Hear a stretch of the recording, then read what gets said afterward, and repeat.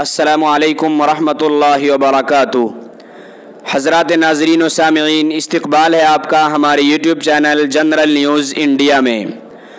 دوستو، اس وقت کی بڑی خبر یہ سامنے آ رہی ہے کہ گزشتہ 15 اگست میں طالبان کی فتح پر اور افغانستان پر طالبان کے مکمل کنٹرول ہونے کے بعد بہت سارے لوگوں نے طالبان کو مبارکباد دی تھی۔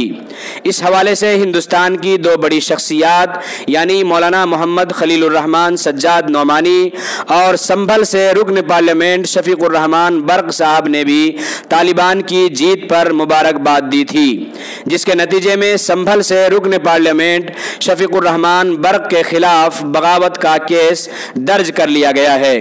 ناظرین، میں آپ کو یہ بھی بتاتا چلوں کہ مولانا خلیل الرحمن سجاد نعمانی صاحب کے خلاف بھی آج میڈیا میں واویلا مچا ہوا ہے اور مولانا نعمانی کے خلاف میڈیا پر پروگرام چلایا جا رہا ہے، جس کے نتیجے میں مولانا نعمانی کے محبین اور متعلقین کافی تشویش میں مبتلا نظر آ رہے ہیں۔ لیکن ناظرین کرام، آپ اللہ تبارک و تعالیٰ سے دعا کیجئے کہ اللہ تبارک و تعالیٰ ان دونوں حضرات کی ہر طرح کے شرور و فتن سے حفاظت فرمائے۔